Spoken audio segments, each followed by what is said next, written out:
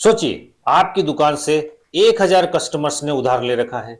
अब आपको कैसे पता चलेगा कि किसका पैसा बाकी है और किसका पेमेंट सबसे ज्यादा दिनों से अटका हुआ है। अब मान लीजिए राहुल ने 10,000 का सामान लिया और 4,000 रुपए दे दिए, तो अब उसके 6,000 रुपए बाकी है।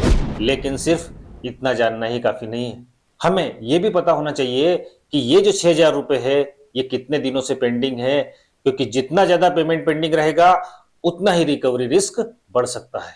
तो एक्सेल में हम सिर्फ 5 कॉलम रखेंगे: कस्टमर का name, bill date, bill amount, paid amount, due date. अब इन्हीं से एक्सेल खुद पूरा हिसाब निकालेगा।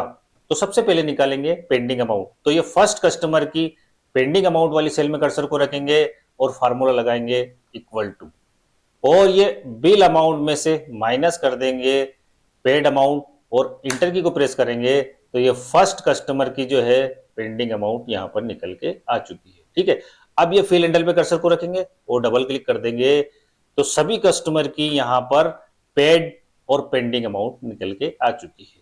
मतलब जिसने पैसा दे दिया है तो वो पेड है, मतलब उसके सामने 0 लिखा हुआ आ जाएगा, और जिसकी पेंडिंग है वो यहां पर उतनी अमाउंट लिखी हुई आ जाएगी। अब पता करेंगे कि पेमेंट कितने दिनों से पेंडिंग है। तो ये फर्स्ट कस्टमर की पेंडिंग डेज वाली सेल में कर्सर को रखेंगे और फार्मूला लगाएंगे equal to if bracket open, और ये फर्स्ट कस्टमर की पेंडिंग अमाउंट अगर छोटी है या बराबर है 0 से, तो इसी सेल में 0 लिखा हुआ आ जाए, और कोमा मैक्स ब्रैकेट के अंदर 0 comma today bracket open bracket close, और माइनस हो जाए ड्यू डेट से। और यहां पर देखिए हमने ये 1 और 2 बार ब्रैकेट ओपन किया है, तो 2 बार हम ब्रैकेट क्लोज कर देंगे। तो देखिए ये F2 सेल अगर छोटी है या बराबर है 0 से, तो यहां पर पेंडिंग डेज में 0 लिखा हुआ आ जाए, नहीं तो आज की तारीख में से ड्यू डेट घट के पेंडिंग डेज निकल के आ जाए।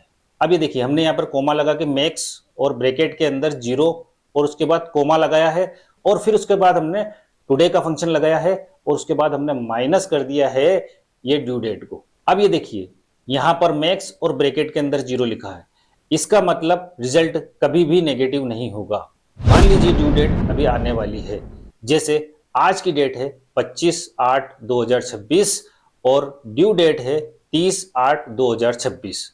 तो टुडे की डेट में से ड्यू डेट माइनस हो गए तो रिजल्ट आएगा -5। ये -5 ना आए, और अगर अभी ड्यू डेट नहीं आई है तो रिजल्ट में 0 आए, इसलिए हमने ये मैक्स के अंदर 0 टाइप किया है। और ये टुडे की डेट में से माइनस हो जाएगी ड्यू डेट, तो हमारे यहाँ पर पेंडिंग डेज निकल के आ जाएगा। अब हम ये इंटर की को प्रेस कर देंगे, तो ये देखिए यहाँ पर 0 आ गया है। 0 क्यों आ गया है? क्योंकि हमने फार्मूला में कंडीशन दी है कि अगर ये F2 सेल, ये वाली F2 सेल लेस देन और इक्वल टू है 0 के, तो ये पेंडिंग डेज वाली सेल में 0 लिखा हुआ आ जाए। तो ये यहाँ पर पेंडिंग अमाउंट है हमारी 0, इसलिए ये यहाँ पर 0 आ चुका है।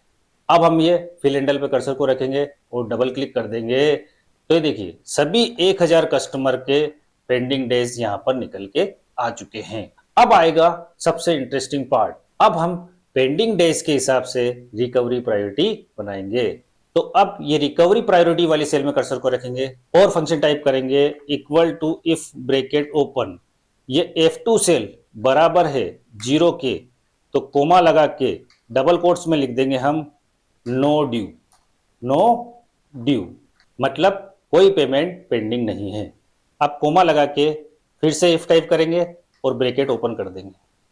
ठीक है, अब ये G2 सेल छोटी है या बराबर है किसके? 7 के, तो कोमा डबल कोट्स के अंदर लिख देंगे लो, मतलब लो रिकवरी रिस्क है। फिर से कोमा लगाएंगे और फिर से इफ टाइप करेंगे और ब्रैकेट ओपन करेंगे, और फिर एक बार फिर से ये G2 सेल लेस देन है या बराबर है 30 के, तो कोमा डबल कोट्स के अंदर लिख देंगे हम मीडियम, मतलब रिकवरी रिस्क मीडियम है। एक बार फिर से कोमा लगाएंगे और इफ टाइप करेंगे और ब्रैकेट ओपन करेंगे, और एक बार फिर से ये G2 सेल लेस देन और बराबर है 60 डेज के, कोमा रिकवरी रिस्क जो है वो है क्या है, हाई। तो ये डबल कोट्स के अंदर हमने लिख दिया हाई। अगर इसके बाद भी पेमेंट पेंडिंग रहता है तो कोमा लगा के कंडीशन जो है वो है क्रिटिकल। ठीक है, ये डबल कोट्स के अंदर क्रिटिकल हमने टाइप कर दिया। अब देखिए हमने कितनी बार इफ टाइप किया है या कितनी बार ब्रैकेट ओपन किया है, ये हमको देखना है। तो देखिए हमने 1, 2, 3 और 4 बार ब्रैकेट ओपन किया है।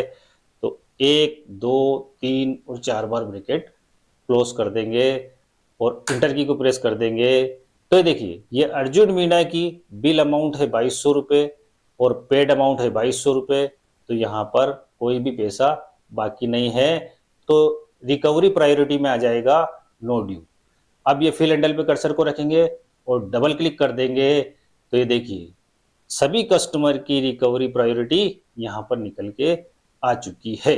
तो अब ये देखिए यहाँ पर रिकवरी प्रायोरिटी लो आ रहा है। क्यों आ रहा है? क्योंकि पेंडिंग डेज है 5 और हमने रिकवरी प्रायोरिटी में पेंडिंग डेज का 7 दिन दिया है कि अगर 7 दिन तक अमाउंट पेंडिंग रहता है तो प्रायोरिटी लो आए। तो देखिए यहाँ पर ये मीडियम लिखा हुआ रहा है। मीडियम क्यों लिखा हुआ रहा है? क्योंकि हमने कंडीशन दी है कि अगर ये पेंडिंग डेज कम है या बराबर है 30 के तो रिकवरी प्रायोरिटी मीडियम आए। और यहाँ पर रिकवरी प्रायोरिटी हाई आ रहा है। हाई क्यों आ रहा है? क्योंकि हमने पेंडिंग डेज की कंडीशन कम है या बराबर है 60 डेज रखी है और अगर पेंडिंग डेज 60 दिन से अधिक है तो रिकवरी प्रायोरिटी क्रिटिकल हो जाती है। ध्यान रहे, हाई या क्रिटिकल का मतलब यह नहीं कि कस्टमर पैसा देगा ही नहीं। इसका मतलब है पेमेंट ज्यादा दिन से पेंडिंग है, इसीलिए फॉलोअप प्रायोरिटी बढ़ गई है। आपको एक नजर में पता चल जाएगा कि किससे पेमेंट फॉलोअप पहले करना है।